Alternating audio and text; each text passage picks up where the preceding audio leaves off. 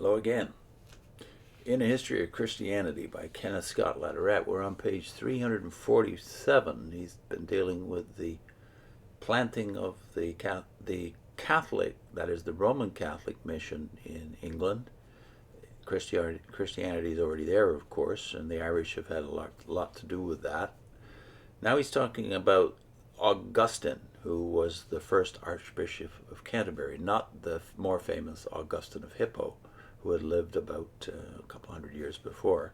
This is Augustine from the Roman mission, and now he's dealing with two other significant figures in that early period of Christian history in England, Willibrord and Winfrith, better known as Boniface.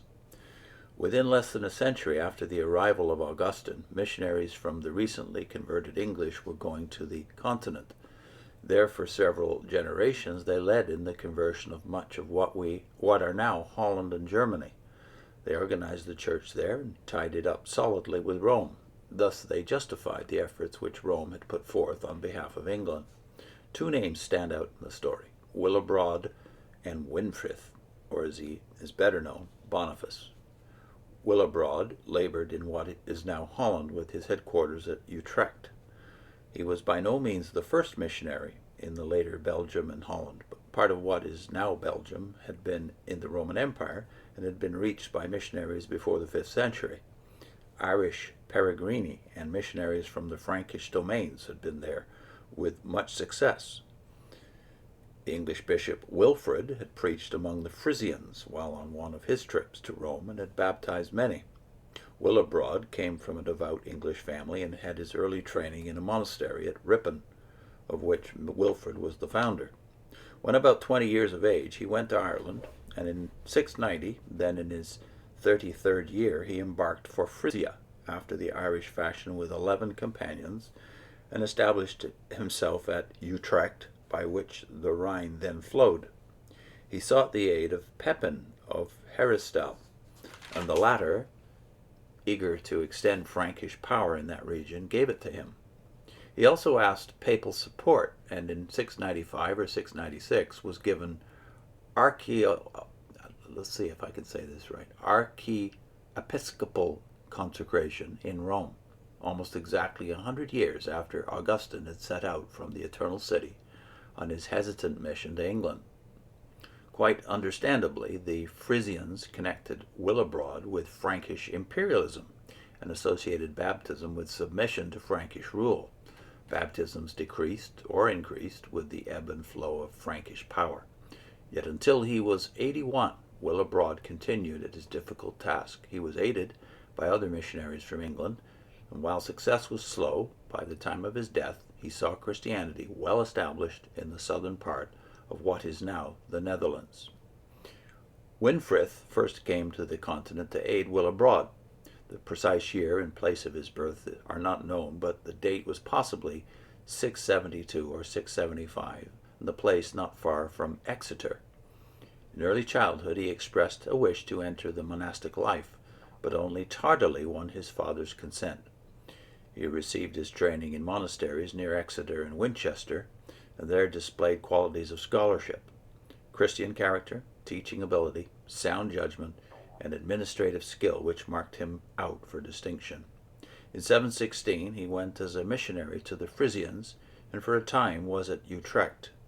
Because of unfavorable political conditions, the door seemed closed, and for a year and a half he was back in England. In 718 he once more left for the continent and was never again to see his native land. He went first to Rome to obtain papal approval for his mission, winning it, and now with a Latin name of Boniface. 719 he went forth, first to Germany, and then, because of a change for the better, for missions in Frisia. For 3 years he served under Willibrord, destroying pagan temples and building churches. Willibrord wished him for his successor, but Boniface declined, pleading as a reason his commission from the Pope and his conviction that only the Pope could appoint to the episcopate. He then went back to Germany. There he organized and purified the existing Christian communities and also won pagans to the faith. In Hesse, he had the most spectacular success of his career. At Geismar, in the presence of a large number of hostile pagans, he began cutting down an ancient oak which was sacred to the god Thor. Before he had quite felled the tree, a powerful blast of wind completed the demolition, and the hoary giant, crashing, broke into 4 fragments. The pagan bystanders were convinced of the power of the new faith, and from the timber Boniface erected an oratory to St. Peter. Boniface commanded the confidence of successive popes, and by them was made bishop and then archbishop. By accepting appointment as bishop and archbishop from Rome, swearing allegiance to the pope, he strengthened the authority of the papal see in the north. As archbishop, Boniface was authorized by the pope to found new episcopal sees. Through him, these could also be tied to Rome. The Carolingians committed to Boniface the task of reforming the church in the Frankish domains. He kept in touch by letter with his friends in England, and from that land and on the continent recruited many helpers. He made much use of women.